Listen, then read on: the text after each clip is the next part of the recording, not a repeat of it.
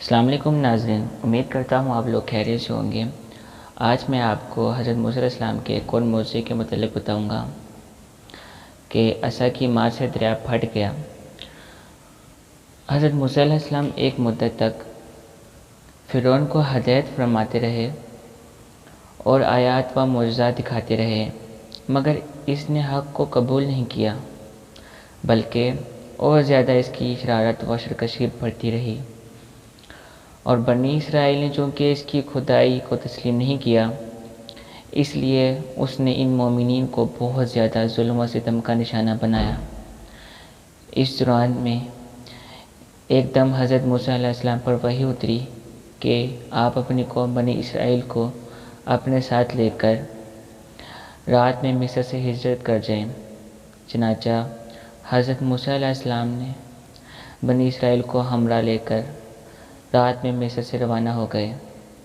جب فرعون کو پتہ چلا تو وہ بھی اپنے لشکروں کے ساتھ لے کر بنی اسرائیل کی گرفتاری کے لیے چل پڑا۔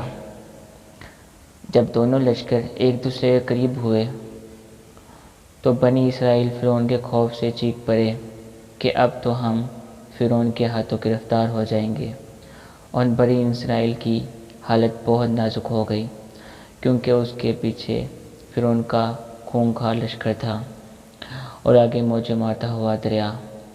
اس پریشانی کے عالم میں حضرت موسیٰ علیہ السلام مطمئن تھے اور بنی اسرائیل کو تسلی دے رہے تھے۔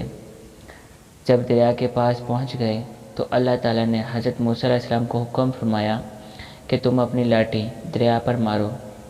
چنانچہ جو ہی آپ نے دریا پر لاٹھی ماری تو فوراً ہی دریا میں 12 سڑکیں بن گئیں، اور بنی اسرائیل ان سڑکوں پر چل کر سلامتی کے ساتھ دریا سے پار نکل گئے۔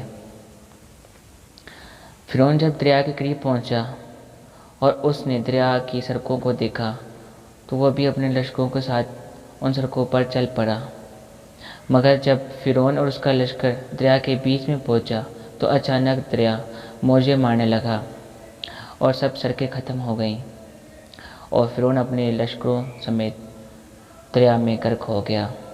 اس واقعے کو قرآن مجید نے اس طرح بیان فرمایا ہے: پھر جب آمنا سامنا ہوا دونوں گروہوں کا، موسیٰ والوں نے کہا ہم کو انہوں نے آ لیا۔